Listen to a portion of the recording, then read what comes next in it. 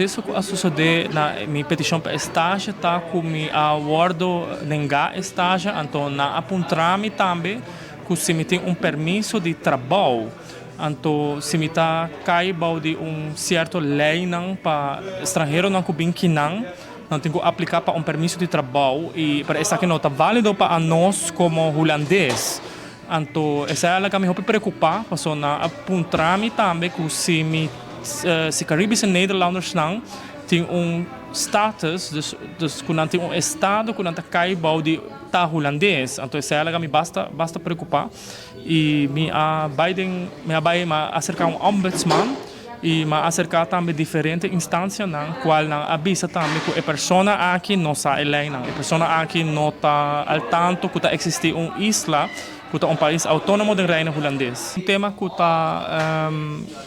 toca política, toca também diferentes terreno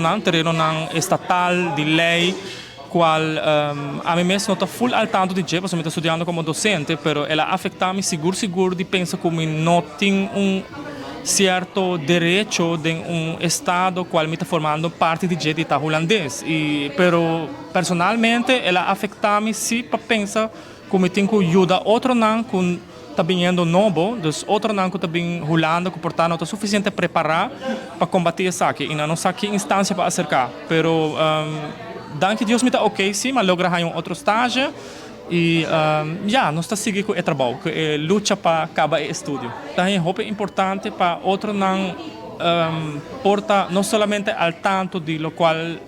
por suceder com não, pero para não estar consciente de parte que não sabe que Aruba é um país autônomo do reino holandês e esta forma parte que nós temos o passaporte holandês. E me está orgulhoso de dizer também, pero me está arubiano, mas nasce na Aruba.